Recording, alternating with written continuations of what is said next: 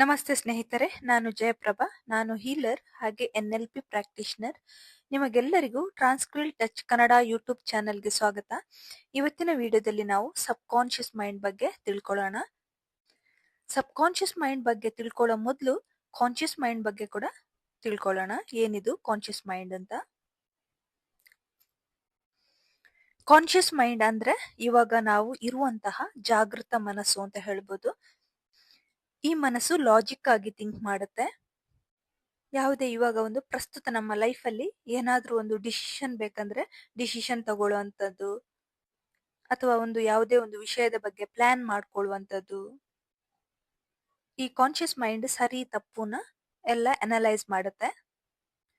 ಈ ಪ್ರಸ್ತುತ ಜಾಗೃತ ಮನಸ್ಸಿನಲ್ಲಿ ನಿಮ್ಮಲ್ಲಿ ಯಾವುದೇ ಕೂಡ ಹಳೆಯ ನೆನಪು ಜಾಸ್ತಿ ಕ್ಯಾರಿ ಮಾಡಿಕೊಂಡು ಇರುವುದಿಲ್ಲ. ಇದು ಇವಾಗ ಏನಿರುತ್ತೆ ಅಂದ್ರೆ ಪ್ರೆಸೆಂಟ್ ಅವೇರ್ನೆಸ್ ಅಲ್ಲಿ ಇರುವಂತ ಮನಸ್ಸನ್ನು ನಾವು ಕಾನ್ಷಿಯಸ್ ಮೈಂಡ್ ಅಂತ ಹೇಳ್ತೀವಿ. ಹಾಗೆ ನಿಮ್ಮನ್ನು ಬೇರೆಯವರ ಜೊತೆಗೆ ಕಂಪೇರ್ ಮಾಡೋದು, ಇದೆಲ್ಲ ನಾರ್ಮಲ್. ನಾವು ಏನು ಥಿಂಕ್ ಮಾಡ್ತೀವಿ ಅದು ನಮ್ಮ ಕಾನ್ಷಿಯಸ್ ಮೈಂಡ್ ಆಗಿದೆ. ಇನ್ನು ಸಬ್ ಕಾನ್ಷಿಯಸ್ ಮೈಂಡ್ ಅಂದ್ರೆ ಏನು ಅಂತ ನೋಡೋಣ. ಸಬ್ ಕಾನ್ಷಿಯಸ್ ಮೈಂಡ್ ಕೂಡ ಒಂದು ನಿಮ್ಮ ಮನಸ್ಸಿನ ಭಾಗ ಆಗಿದೆ. ಆದ್ರೆ ಇದು ತುಂಬಾ ಪವರ್ಫುಲ್ ಆಗಿರುವಂತಹ ಮೈಂಡ್.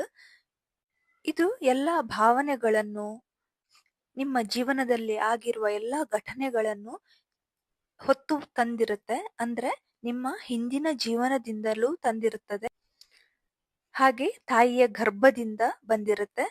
ಇನ್ನು ನೀವು ಅಪ್ ಟು 7 years ನಿಮ್ಮ ಮನೆಯಲ್ಲಿ ನೀವು ಯಾವ ತರದ ಎನ್ವಿರಾನ್ಮೆಂಟ್ ಅಲ್ಲಿ ಇರ್ತೀರಿ, ಆವಾಗ ನಿಮ್ಮ ಮನಸ್ಸಿಗೆ ಯಾವ ತರ ಗಾಯ ಆಗಿರುತ್ತೆ, ಒಳ್ಳೇದಾಗಿದ್ರೆ ಒಳ್ಳೇದು, ಕೆಟ್ಟದಾಗಿದ್ರೆ ಕೆಟ್ಟದು, ಅದೆಲ್ಲವೂ ನಿಮ್ಮ ಸಬ್ ಕಾನ್ಷಿಯಸ್ ಮೈಂಡ್ ಅಲ್ಲಿ ಫೀಡ್ ಆಗಿರುತ್ತೆ. ಅದೇ ತರ 7 years to 14 years ಕೂಡ ಎಲ್ಲನೂ ನಿಮ್ಮ ಸಬ್ ಕಾನ್ಷಿಯಸ್ ಮೈಂಡ್ ನೋಡುತ್ತೆ, ಕೇಳುತ್ತೆ. ಆದ್ರೆ ಇಲ್ಲಿ ಸ್ವಲ್ಪ ಅನಲೈಸ್ ಮಾಡುತ್ತೆ. 14ರಿಂದ 21 ವರ್ಷ ಇಲ್ಲಿ ಕೂಡ ಎಲ್ಲಾ ವಿಷಯನ ಅನಲೈಸ್ ಮಾಡುತ್ತೆ, ನೋಡುತ್ತೆ. ಅದ್ರ ಜೊತೆಗೆ ಕೆಲವೊಂದು ವಿಷಯದ ಮೇಲೆ ಇನ್ಫ್ಲುಯೆನ್ಸ್ ಕೂಡ ಆಗುತ್ತೆ. ಇದು ಟೋಟಲಿ ಹೇಳುದಾದ್ರೆ ಇದು ಸ್ಟೋರೇಜ್ ಆಫ್ ನಮ್ಮ ಎಲ್ಲ ಪಾಸ್ಟ್ ಲೈಫ್ ಇಂದ ತಂದಿರುವಂತದ್ದು ನಮ್ಮ ಸಬ್ ಕಾನ್ಷಿಯಸ್ ಮೈಂಡ್ ಅಲ್ಲಿ ಫೀಡ್ ಆಗಿರುತ್ತೆ. ಅದು ಒಳ್ಳೆ ವಿಷಯ ಆಗಿದ್ರೆ ಒಳ್ಳೇದು, ಅಥವಾ ಹಾಗೆ ಕೆಟ್ಟ ವಿಷಯ ಆಗಿದ್ರೆ ಕೆಟ್ಟ ವಿಷಯ, ಹಾಗೆ ನಾವು ಕ್ಯಾರಿ ಮಾಡಿಕೊಂಡು ಬರ್ತಾ ಇರ್ತೀವಿ. ಹಾಗೆ ನಮ್ಮ ಜೀವನದಲ್ಲಿ ನಾವು ಸಣ್ಣದ್ರಿಂದ ತುಂಬಾ ಕಷ್ಟ ನೋಡ್ತಾ ಇದ್ರೆ ನಾವು ಅದನ್ನೇ ಹೆಚ್ಚಾಗಿ ಅಟ್ರಾಕ್ಟ್ ಮಾಡ್ತೀವಿ. ಫಾರ್ ಎಕ್ಸಾಂಪಲ್, 0 to 7 years ನಿಮ್ಮ ಮನೆಯಲ್ಲಿ ಅಪ್ಪ ಅಮ್ಮ ತುಂಬಾ ಜಗಳ ಮಾಡ್ತಾ ಇದ್ರೆ, ಬಾಯಿಗೆ ಬಂದಂಗೆ ಮಾತನಾಡ್ತಾ ಇದ್ರೆ, ಅದೆಲ್ಲ ಕೂಡ ನಿಮ್ಮ ಮೈಂಡ್ ಅಲ್ಲಿ ಸ್ಟೋರ್ ಆಗಿರುತ್ತೆ. ನೀವು ಬೆಳ್ಕೊಂಡ್ ಬಂದ ಹಾಗೆ ನೀವು ಕೂಡ ನಿಮ್ಮ ಮ್ಯಾರಿಡ್ ಲೈಫ್ ಅಲ್ಲಿ ಅದನ್ನೇ ಅಟ್ರಾಕ್ಟ್ ಮಾಡ್ತೀರಿ. ಇನ್ನು 14 to 18 ಅಂತ ತಗೊಳ್ಬೋದು, ಅಥವಾ 7 to 14 years ಕೂಡ ಹೇಳ್ಬೋದು. ಇಲ್ಲಿ ಕೂಡ ನೀವು ನಿಮ್ಮ ಟೀಚರ್ಸ್ ಇರ್ಬೋದು, ಅಥವಾ ನಿಮ್ಮ ಪೇರೆಂಟ್ಸ್ ಇರ್ಬೋದು, ನಿಮ್ಮನ್ನು ಯಾವ ತರ ಇನ್ಸಲ್ಟ್ ಮಾಡಿರ್ತಾರೆ ಅಥವಾ ಅಪ್ರಿಶಿಯೇಟ್ ಮಾಡಿರ್ತಾರೋ, ಅದೇ ತರ ನೀವು ನಿಮ್ ಲೈಫಲ್ಲಿ ಇವಾಗ ಕೂಡ ಅದನ್ನೇ ಅಟ್ರಾಕ್ಟ್ ಮಾಡ್ತಾ ಹೋಗ್ತೀರಾ. ಯಾರಾದ್ರೂ ಇನ್ಸಲ್ಟ್ ಮಾಡಿದ್ರೆ ನಿಮ್ಗೆ ನಿಜವಾಗ್ಲೂ ಕಾನ್ಫಿಡೆಂಟ್ ಆಗಿ ಮಾತನಾಡಕ್ ಆಗಲ್ಲ, ನಿಮಗೆ ಯಾವುದೇ ಇಂಟರ್ವ್ಯೂ ಅಟೆಂಡ್ ಮಾಡಕ್ ಆಗಲ್ಲ. ಇದೆಲ್ಲ ಕೂಡ ನಿಮ್ಮ ಸಬ್ ಕಾನ್ಷಿಯಸ್ ಮೈಂಡ್ ಇಂದ ಬಂದಿರುವುದು. ಇದೆಲ್ಲವೂ ನಿಮ್ಮ ಸಬ್ ಕಾನ್ಷಿಯಸ್ ಮೈಂಡ್ ಅಲ್ಲಿ ಫೀಡ್ ಆಗಿದೆ. ಇದೆಲ್ಲವೂ ನಿಮಗೆ ಗೊತ್ತಿಲ್ಲದೆ ತನ್ನಷ್ಟಕ್ಕೆ ನಿಮ್ಮ ಜೀವನದಲ್ಲಿ ಆಗುವಂತದ್ದು. ನಿಮ್ಮ ಸಬ್ ಕಾನ್ಷಿಯಸ್ ಮೈಂಡಿಗೆ ಯಾವುದು ಸರಿ, ಯಾವುದು ತಪ್ಪು, ಯಾವುದು ಕೂಡ ಗೊತ್ತಿರಲ್ಲ. ಅದು ನೀವು ಏನು ಹಾಕಿರ್ತೀರಿ ಅದನ್ನೆಲ್ಲವನ್ನು ಅದು ರಿಸೀವ್ ಮಾಡಿರುತ್ತೆ. ಇದನ್ನು ಹೇಗೆ ಹೇಳ್ಬೋದಂದ್ರೆ, ನೀವು ಏನು ಬಿತ್ತನೆ ಮಾಡ್ತೀರಾ ಅದೇ ಫಸಲು ಬರುತ್ತೆ ಅಂತ ಹೇಳ್ಬೋದು.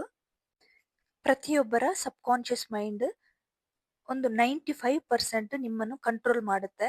ಪ್ರತಿಯೊಂದು ವಿಷಯವನ್ನು ಕೂಡ ಕ್ಯಾಚ್ ಮಾಡುತ್ತೆ. ನಿಮ್ಮ ಸಬ್ ಕಾನ್ಷಿಯಸ್ ಮೈಂಡ್ ಎಷ್ಟು ಅಬ್ಸರ್ವ್ ಮಾಡುತ್ತೆ ಅಂತ ಹೇಳಿದ್ರೆ, ಅದಕ್ಕೆ ಯಾವುದು ಸರಿ ತಪ್ಪು ಒಂದು ಗೊತ್ತಾಗಲ್ಲ. ನೀವು ಏನು ಹೇಳ್ತೀರಾ ಅದನ್ನು ಅದು ಸ್ವೀಕರಿಸುತ್ತೆ. ನೀವು ನನಗೆ ಕಾನ್ಫಿಡೆನ್ಸ್ ಇಲ್ಲ ಅಂತ ಅನ್ಕೊಂಡ್ರೆ ಅದನ್ನೇ ನಿಮ್ಮ ಮೈಂಡ್ ಬಾಡಿಗೆಲ್ಲ ಕೊಡುತ್ತೆ. ಬಾಡಿ, ಮೈಂಡ್ ಎಲ್ಲಾನು ಕೂಡ ಒಂದಕ್ಕೊಂದು ಕನೆಕ್ಟ್ ಆಗಿರುವಂತದ್ದು. ನೀವು ನಿಮ್ಮ ಮೈಂಡಿಗೆ ಏನು ಕೊಡ್ತೀರಿ ಅದು ನಿಮ್ಮ ದೇಹದಲ್ಲಿ ಕಾಣಿಸುತ್ತೆ. ಏನು ದೇಹದಲ್ಲಿ ಕಾಣಿಸುತ್ತೆ ಅದೇ ನೀವು ಹೊರಗಡೆ ಹಾಕ್ತೀರಾ. ಈ ತರ ಅಂದುಕೊಂಡು ನೀವು ಎಲ್ಲಿ ಹೋದ್ರೂ ಕಾನ್ಫಿಡೆಂಟ್ ಆಗಿ ಮಾತನಾಡಲ್ಲ. ಇನ್ನು ನಿಮ್ಮ ಸಬ್ ಕಾನ್ಶಿಯಸ್ ಮೈಂಡ್ ಅಲ್ಲಿ ಯಾವುದೋ ಒಂದು ಹಳೆಯ ಪ್ಯಾಟರ್ನ್ ಇದ್ರೆ, ಅದರಿಂದ ನೀವು ಪ್ರಾಬ್ಲಮ್ ಫೇಸ್ ಮಾಡ್ತಾ ಇದ್ರೆ ಯಾವ ತರ ಅದನ್ನ ರಿಮೂವ್ ಮಾಡೋದು ಅಂತ ನೋಡೋಣ. ಇದಕ್ಕೆ ಮೊದಲನೇದಾಗಿ ನೀವು ಹೀಲಿಂಗ್ ತಗೋಬೇಕು, ಇಲ್ಲದ್ರೆ ಯಾವ್ದಾದ್ರು ಒಂದು ಥೆರಪಿನ ಮಾಡ್ಕೊಳ್ಬೇಕು. ನಿಮ್ಮ ಹಳೆಯ ಪ್ಯಾಟರ್ನ್ ಅನ್ನು EFT ಟ್ಯಾಪಿಂಗ್ ಮೂಲಕ ಕೂಡ ತೆಗೆದು ಹಾಕ್ಬೋದು, ಅಥವಾ ಓಪನ್ ಹೀಲಿಂಗ್ ಇಂದ ಕೂಡ ನಿಮ್ಮ ಸಬ್ ಕಾನ್ಶಿಯಸ್ ಮೈಂಡ್ ಅನ್ನು ಪ್ರಿಪೇರ್ ಮಾಡ್ಕೊಳ್ಬಹುದು. ಇಲ್ಲದಿದ್ರೆ ಹಿಪ್ನೋಸಿಸ್ ಮೂಲಕ ಕೂಡ ಹಳೆಯ ಪ್ಯಾಟರ್ನ್ ಅನ್ನು ತೆಗೆದು ಹಾಕ್ಬೋದು. ಅದರ ಜೊತೆಗೆ NLP ಅಲ್ಲಿ ಅಂತೂ ತುಂಬಾ ಒಳ್ಳೆ ಟೆಕ್ನಿಕ್ ಇದೆ. ಅದು ನಮ್ಮ ಮೈಂಡ್ ಅನ್ನು ಪ್ರಿಪೇರ್ ಮಾಡುವಂತಹ ಟೆಕ್ನಿಕ್, ತುಂಬಾ ಚೆನ್ನಾಗಿದೆ. ಯಾವ್ದಾದ್ರೂ ಸಣ್ಣ ಪುಟ್ಟ ಘಟನೆ ನೀವು ಕ್ಯಾರಿ ಮಾಡ್ತಾ ಇದ್ರೆ ನೀವು ಪಾಸಿಟಿವ್ ಅಫರ್ಮೇಶನ್ ಮಾಡ್ಕೊಳ್ಬಹುದು. ಇನ್ನೊಂದು ವಿಜುವಲೈಸೇಷನ್ ಮಾಡ್ಕೊಳ್ಳೋದ್ರಿಂದ ಕೂಡ ನಿಮ್ಮ ಸಬ್ ಕಾನ್ಶಿಯಸ್ ಮೈಂಡ್ ನ ಪ್ರಿಪೇರ್ ಮಾಡ್ಕೊಳ್ಬಹುದು. ಫಾರ್ ಎಕ್ಸಾಂಪಲ್, ನಿಮಗೆ ಹಣ ಸಮಸ್ಯೆ ಇದ್ರೆ ನೀವು ತುಂಬಾ ರಿಚ್ ಆಗಿದ್ದೀನಿ ಅಂತ ವಿಜುವಲೈಸೇಷನ್ ಮಾಡ್ಕೊಳ್ಬೇಕು. ಅಂದ್ರೆ ನಿಮ್ಮ ಫೀಲಿಂಗ್ಸ್ ಕೂಡ ಅದ್ರ ಜೊತೆಗೆ ಕನೆಕ್ಟ್ ಆಗಿರ್ಬೇಕು. ಎಲ್ಲಿ ಫೀಲಿಂಗ್ಸ್ ಇರುತ್ತೆ ಅಲ್ಲಿ ನಿಮ್ಮ ವಿಜುವಲೈಸೇಷನ್ ಬೇಗ ವರ್ಕ್ ಆಗುತ್ತೆ. ಮತ್ತೆ ಮೆಡಿಟೇಷನ್ ಕೂಡ ತುಂಬಾ ಹೆಲ್ಪ್ ಆಗುತ್ತೆ. ಮೆಡಿಟೇಷನ್ ಮಾಡುವಾಗ ನೀವು ಆಲ್ಫಾ ಸ್ಟೇಟ್ಗೆ ಹೋಗ್ತೀರಿ. ಆಲ್ಫಾ ಸ್ಟೇಟ್ ಅಲ್ಲಿ ಒಂದು ವಿಜುವಲೈಸೇಷನ್ ಕೂಡ ಮಾಡ್ಕೊಳ್ಬಹುದು, ಇಲ್ಲದಿದ್ರೆ ನಿಮ್ಮ ಪಾಸಿಟಿವ್ ಅಫರ್ಮೇಶನ್ ಅನ್ನು ಕೂಡ ಹೇಳ್ಕೊಳ್ಬಹುದು. ಇದರಿಂದ ಕೂಡ ನಿಮ್ಮ ಸಬ್ ಕಾನ್ಶಿಯಸ್ ಮೈಂಡ್ ಅಲ್ಲಿ ಏನು ಹಳೆಯ ಬೇಡದೇ ಇರುವ ಪ್ಯಾಟರ್ನ್ ಇದೆ ಅದು ಬ್ರೇಕ್ ಆಗುತ್ತೆ. ಇನ್ನೊಂದು ಮೋಸ್ಟ್ ಇಂಪಾರ್ಟೆಂಟ್ ಅಂತ ಹೇಳೋದಾದ್ರೆ, ಪ್ರತಿಯೊಬ್ಬರ ಸಬ್ ಕಾನ್ಶಿಯಸ್ ಮೈಂಡಿಗೆ ಪಿಕ್ಚರ್ ರೂಪದಲ್ಲಿರುವಂತದ್ದು ಬೇಗ ಅರ್ಥ ಆಗುತ್ತೆ. ಅದಕ್ಕೆ ಹೇಳ್ತಾರೆ ಸಬ್ ಕಾನ್ಶಿಯಸ್ ಮೈಂಡಿಗೆ ಅರ್ಥ ಆಗುದು ಚಿತ್ರ ರೂಪದಲ್ಲಿರುವಂತದ್ದು ಅಂತ. ಅದಕ್ಕೆ ಹೆಚ್ಚಿನವರು ಹೇಳ್ತಾರೆ ಸಬ್ ಕಾನ್ಶಿಯಸ್ ಮೈಂಡ್ ಅನ್ನು ಚಿತ್ರಗುಪ್ತ ಅಂತ. ಚಿತ್ರದಲ್ಲಿ ಏನು ನಾವು ಯಾವಾಗ್ಲೂ ನೋಡ್ತಾ ಇರ್ತೀವಿ ಅದನ್ನೇ ನಾವು ಅಟ್ರಾಕ್ಟ್ ಮಾಡ್ತೀವಿ. ಅಂದ್ರೆ ನಮ್ಮ ಸಬ್ ಕಾನ್ಶಿಯಸ್ ಮೈಂಡ್ ರೀಪ್ರೋಗ್ರಾಮಿಂಗ್ ಆಗುತ್ತೆ. ಫಾರ್ ಎಕ್ಸಾಂಪಲ್, ನಿಮ್ಮ ಹೆಲ್ತ್ ಇಶ್ಯೂಗೆ ನೀವು ನಿಮ್ಮ ಸಬ್ ಕಾನ್ಶಿಯಸ್ ಮೈಂಡ್ ನ ರೀಪ್ರೋಗ್ರಾಮಿಂಗ್ ಮಾಡ್ಕೋಬೇಕು ಅಂತ ಅಂದ್ಕೊಂಡ್ರೆ, ನಿಮ್ಮದೇ ಆಗಿರುವಂತಹ ಯಾವ್ದಾದ್ರೂ ಹಳೆಯ, ನೀವು ಯಾವಾಗ ಫಿಟ್ ಆಗಿದ್ರಿ ಆ ಫೋಟೋನ ತಗೊಂಡು ನಿಮಗೆ ಕಾಣೋ ರೀತಿಯಲ್ಲಿ ಹಾಕೋಬೇಕು. ಅಥವಾ ನಿಮ್ದು ಹಳೆಯ ಫಿಟ್ ಆಗಿರುವಂತಹ ಫೋಟೋ ಇಲ್ಲ ಅಂದ್ರೂ ಯಾವ್ದಾದ್ರೂ ಒಂದು ಗೂಗಲ್ ಇಂದ ಬ್ರೌಸ್ ಮಾಡ್ಕೊಂಡು ಫಿಟ್ ಆಗಿರೋ ಫೋಟೋ ತಗೊಂಡು ನೀವು ಓಡಾಡೋ ಜಾಗದಲ್ಲಿ ನಿಮಗೆ ಕಾಣೋ ತರ ಇಟ್ಕೋಬೇಕು. ಆ ಫೋಟೋ ತುಂಬಾ ಎನರ್ಜೆಟಿಕ್ ಆಗಿರ್ಬೇಕು. ನಿಮಗೆ ಆ ಫೋಟೋ ನೋಡುವಾಗ್ಲೇ ತುಂಬಾ ಖುಷಿ ಆಗ್ಬೇಕು. ಅಂದ್ರೆ ನೀವು ಟ್ರಕ್ಕಿಂಗ್ ಮಾಡೋ ತರ, ಎಕ್ಸರ್ಸೈಸ್ ಮಾಡೋ ತರ, ರನ್ನಿಂಗ್ ಮಾಡೋ ತರ ಈ ತರದ ಫೋಟೋನ ಹಾಕ್ಬೇಕು. ಇನ್ನೊಂದು, ಖಾಲಿ ಫೋಟೋ ಹಾಕಿದ್ರೆ ಸಾಕಾಗಲ್ಲ, ನೀವು ಅದ್ರ ಜೊತೆಗೆ ಇಮೋಷನಲ್ ಆಗಿ ಕನೆಕ್ಟ್ ಆಗಿರ್ಬೇಕು. ಅಂದ್ರೆ ಆ ಫೋಟೋ ನೋಡುವಾಗ್ಲೇ ನಿಮಗೆ ತುಂಬಾ ಖುಷಿ ಫೀಲ್ ಆಗ್ಬೇಕು. ನೀವು ಹಿಂದೆ ಒಂದು ದಿನ ಯಾವತ್ತಾದ್ರೂ ತುಂಬಾ ಎನರ್ಜೆಟಿಕ್ ಆಗಿದ್ರಿ, ಅದನ್ನ ನೀವು ಫೀಲ್ ಮಾಡ್ಕೊಳ್ಬೇಕು. ಇದು ಬಹಳ ಒಳ್ಳೆ ಮೆಥಡ್ ಅಂತ ಹೇಳ್ಬೋದು. ಅಂದ್ರೆ ಚಿತ್ರ ರೂಪದಲ್ಲಿರುವಂತದ್ದು ಬೇಗ ಸಬ್ ಕಾನ್ಶಿಯಸ್ ಮೈಂಡಿಗೆ ಗೊತ್ತಾಗುತ್ತೆ, ಅಂದ್ರೆ ಅರ್ಥ ಆಗುತ್ತೆ ಅಂತ ಹೇಳ್ಬೋದು. ನೀವು ಯಾವಾಗ ಆ ಫೋಟೋನ ನೋಡ್ತೀರಿ ಆವಾಗ ಅದೇ ನಿಮ್ಮ ಮೈಂಡ್ ಅಲ್ಲಿ ಫೀಡ್ ಆಗುತ್ತೆ. ನೀವು ಕೂಡ ಅದೇ ತರ ಹೆಲ್ದಿಯಾಗಿ ಇರ್ತೀರಾ ಮುಂದೆ ಹೋಗ್ತಾ ಹೋಗ್ತಾ. ಅದರ ಜೊತೆಗೆ ನೀವು ಬೆಳಿಗ್ಗೆ ಮತ್ತೆ ಸಂಜೆ ಯಾವಾಗ್ಲೂ ಪ್ರತಿಯೊಬ್ಬರ ಸಬ್ ಕಾನ್ಶಿಯಸ್ ಮೈಂಡ್ ರೀಪ್ರೋಗ್ರಾಮಿಂಗ್ ಮಾಡಕ್ಕೆ ಬಹಳ ಒಳ್ಳೆ ಟೈಮ್. ಪ್ರತಿಯೊಬ್ರು ಬೆಳಿಗ್ಗೆ ಎದ್ದ ಕೂಡ್ಲೆ ಮತ್ತು ಮಲಗೋ ಮುಂಚೆ ಆಲ್ಫಾ ಸ್ಟೇಟ್ ಅಲ್ಲಿ ಇರ್ತಾರೆ. ಯಾವಾಗ ನಾವು ಅರೆ ನಿದ್ರಾವಸ್ಥೆಯಲ್ಲಿ ಇರ್ತೀವಿ ಆವಾಗ ನಮ್ಮ ಸಬ್ ಕಾನ್ಶಿಯಸ್ ಮೈಂಡ್ ರೀಪ್ರೋಗ್ರಾಮಿಂಗ್ ಮಾಡ್ಲಿಕ್ಕೆ ಒಳ್ಳೆ ಟೈಮ್. ಪ್ರತಿಯೊಬ್ಬರ ಸಬ್ ಕಾನ್ಶಿಯಸ್ ಮೈಂಡಿಗೆ ರಿಪೀಟೆಡ್ ಆಗಿ ನೋಡೋ ಚಿತ್ರ ಇರ್ಬೋದು, ಅಥವಾ ರಿಪೀಟೆಡ್ ಆಗಿ ಹೇಳ್ತಿರುವ ಪಾಸಿಟಿವ್ ಅಫರ್ಮೇಶನ್ ಇರ್ಬೋದು, ಅಂತದೆಲ್ಲ ಬೇಗ ಸಬ್ ಕಾನ್ಶಿಯಸ್ ಮೈಂಡಿಗೆ ರೀಪ್ರೋಗ್ರಾಮಿಂಗ್ ಆಗುತ್ತೆ. ಅದರ ಜೊತೆಗೆ ನಾವು ಯಾವಾಗ ಪಾಸಿಟಿವ್ ಅಫರ್ಮೇಶನ್ ಬರ್ಕೊಳ್ತೀವಿ ಅದು ಕೂಡ ಒಳ್ಳೆ ಮೆಥಡ್ ನಮ್ಮ ಸಬ್ ಕಾನ್ಶಿಯಸ್ ಮೈಂಡ್ ನ ರೀಪ್ರೋಗ್ರಾಮಿಂಗ್ ಮಾಡಕ್ಕೆ.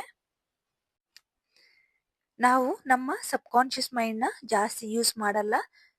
ಎಲ್ಲರೂ ಕಾನ್ಷಿಯಸ್ ಆಗಿ ಇರ್ತೀವಿ. ಎಷ್ಟೋ ಜನಕ್ಕೆ ಈ ತರ ಸಬ್ಕಾನ್ಷಿಯಸ್ ಮೈಂಡ್ ಇದೆ ಅಂತಾನು ಗೊತ್ತಿರ್ಲಿಕ್ಕಿಲ್ಲ. ನಾವು ನಮ್ಮ ಲೈಫಲ್ಲಿ ಕೂಡ ನೋಡ್ಕೊಳ್ಬೋದು, ಎಷ್ಟೋ ಜನ ತುಂಬಾ ದೊಡ್ಡದಾಗಿ ಬಡಾಯಿ ಕೊಚ್ಚಿಕೊಂಡಿರ್ತಾರೆ. ಅವರ ಲೈಫಲ್ಲಿ ಅದೇ ಆಗುತ್ತೆ. ಅಂದ್ರೆ ಅವರು ಅದನ್ನು ಹೇಳಿ ಹೇಳಿ ಅವರ ಸಬ್ಕಾನ್ಷಿಯಸ್ ಮೈಂಡ್ ಅಲ್ಲಿ ರೀಪ್ರೋಗ್ರಾಮಿಂಗ್ ಆಗಿರುತ್ತೆ. ನಮಗೆ ಮಾತ್ರ ಗೊತ್ತಿರಲ್ಲ. ನಾವು ಹೇಳ್ತೀವಿ, ಅವ್ರು ಏನ್ ಅನ್ಕೋತಾರೆ ಅದೇ ಅವರ ಲೈಫಲ್ಲಿ ಆಗ್ತದೆ ಅಂತ. ನಾವು ಸಣ್ಣದಿರುವಾಗ ಹೇಳ್ತಿದ್ವಿ, ಅವ್ರು ಏನ್ ಜಂಬ ಕೊಚ್ತಾರೆ ಅದೇ ತರ ಅವರ ಲೈಫಲ್ಲಿ ಆಗ್ತಾ ಹೋಗುತ್ತೆ. ಆವಾಗ ನಮಿಗೂ ಗೊತ್ತಿರ್ಲಿಲ್ಲ ಈ ತರ ನಾವು ಸಬ್ಕಾನ್ಷಿಯಸ್ ಮೈಂಡ್ ನ ಆಕ್ಟಿವ್ ಮಾಡ್ಕೋಬೇಕು ಅಂತ, ಅಥವಾ ಸಬ್ಕಾನ್ಷಿಯಸ್ ಮೈಂಡ್ ಅಂತ ಇದೆ ಅಂತಾನು ಗೊತ್ತಿರ್ಲಿಲ್ಲ. ಎಲ್ರು ಕೂಡ ನಿಮ್ಮ ಸಬ್ಕಾನ್ಷಿಯಸ್ ಮೈಂಡ್ ನ ಪ್ರಿಪೇರ್ ಮಾಡ್ಕೊಳ್ಳಿ, ಹಾಗೆ ಯೂಸ್ ಮಾಡ್ಕೊಳ್ಳಿ. ಇವತ್ತಿನ ವಿಡಿಯೋ ಇಷ್ಟ ಆದ್ರೆ ಲೈಕ್ ಮಾಡಿ, ಶೇರ್ ಮಾಡಿ, ಸಬ್ಸ್ಕ್ರೈಬ್ ಮಾಡಿ. Thank you for watching.